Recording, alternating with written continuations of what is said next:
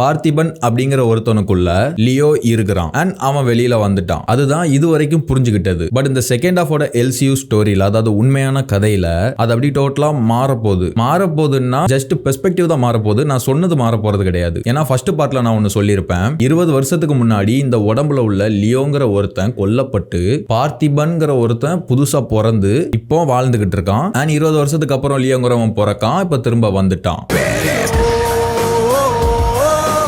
அதை தானே நான் ஃபர்ஸ்ட் ஹாஃப்ல சொல்லியிருந்தேன். சேம் அதே தான் இங்கேயும். ஒரு உதாரணம் ஒன்று சொல்லட்டுமா? நான் அப்படின்னு ஒரு படம், விஜய் ஆண்டனி நடிச்ச ஒரு படம். அந்த படத்துல அந்த விஜய் ஆண்டனிங்கிற அந்த கேரக்டர், அவருடைய அந்த கேரக்டர் சுத்தி இருக்கக்கூடிய, அதாவது அவருடைய சர்க்கிள்குள்ள இருக்கக்கூடிய எல்லாத்தையுமே அவர் இழந்துருவாரு.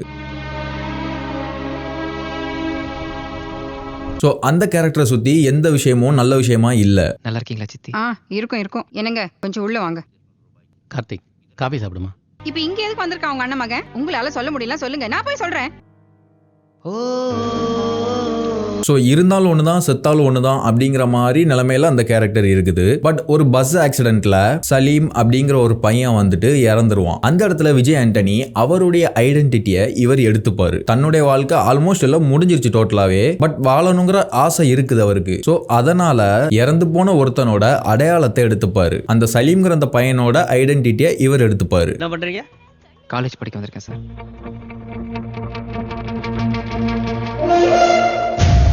ஸோ அந்த இடத்துல தனக்குள்ள இருக்கிற ஒருத்தனை கொன்னுட்டு சலீம் அப்படிங்கிற ஒருத்தனா வாழ ஆரம்பிச்சிருவாரு.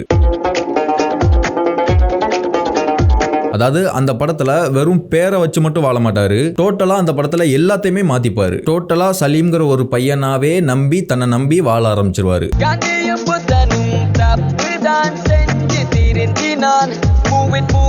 நீங்க அந்த படம் பார்த்திருந்தீங்கன்னா உங்களுக்கு தெரிஞ்சிருக்கும்.